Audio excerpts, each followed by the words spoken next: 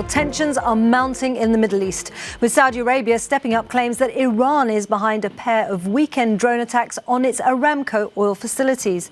Riyadh says that debris recovered from the strike proves that Iran was involved, but Tehran continues to deny the claims. A Saudi military official showed off wreckage, including the remains of 18 drones and 7 cruise missiles. Yemen's Houthi rebels say they're behind the attacks, but the Saudis claim their evidence shows the missiles could not have been fired from Yemen. Riyadh says the attacks were, quote, unquestionably sponsored by Iran. US intelligence backs those claims, and today President Donald Trump announced plans to increase pressure on Tehran.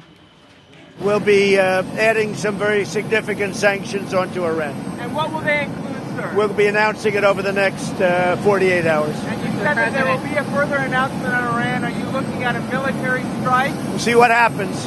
What are the options, Mr. President, that you're considering? You just said that there were some very bad things you're thinking about. Well, there are many options, as you know, Phil. There are many options. And there's the ultimate option, and there are options a lot less than that. And we'll see. We're in a very powerful position. And as President Trump prepares to bring in those new sanctions, one of his top officials has been sent to Saudi Arabia to discuss strategy on Iran. Well, US Secretary of State Mike Pompeo has been sitting down with Saudi Crown Prince Mohammed bin Salman in Jeddah. Washington has been looking to form a coalition of European and Arab partners to deter Iran. Mr. Pompeo has described the attacks on the Saudi oil facilities as an act of war. Now, Iran plans to flex its muscles with a military parade over the weekend as the US and Saudi Arabia plan their next move. Well, Daniel Davis, a former lieutenant colonel in the US Army and senior fellow with the military think tank Defense Priorities, joined us earlier, and I asked him where the spiked tensions between these two countries, these two sides, could lead. Well, we certainly better hope that it doesn't lead to military confrontation, because that would be catastrophic for everyone. And we also have to recognize, what's really at stake here. This is not something just out of the blue and a shock to the system. This is the predictable result of the Saudi Arabia's continued fighting really with Iran in a proxy war in Yemen.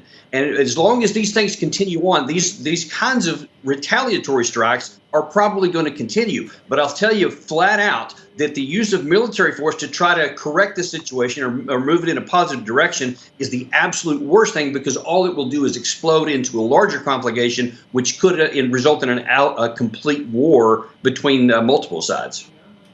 And it seems in some respects that the US is almost waiting for Saudi Arabia's cue on what to do next. Now, is it usual in your experience that the US should kind of depend on an outside force, a controversial one at that, in terms of its foreign policy?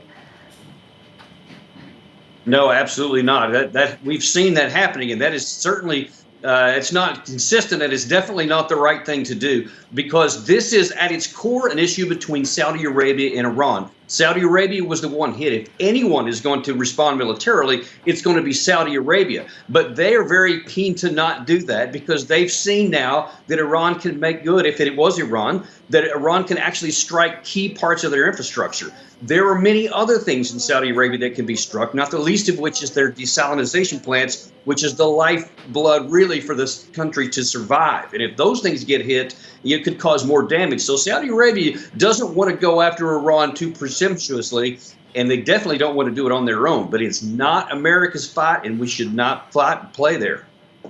OK, well, if it's not America's fight, what about the evidence that's been produced? Because the US and Iran, again, seem to be, the US and Saudi Arabia seem to be aligned in the terms that this evidence provides conclusive proof. Now, what do you think about the proof that has been provided in terms of Iran's involvement here?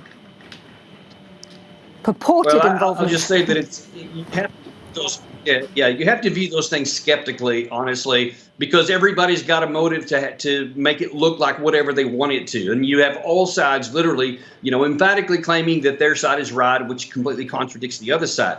But what is it at the heart of this matter? No, regardless of who actually did it, as many of the European diplomats and allies are saying also, we need to tamp this down, and we need to reduce the tensions, not talk more about whether we can use something as a justification to launch strikes, because, again, that would worsen the situation for everyone.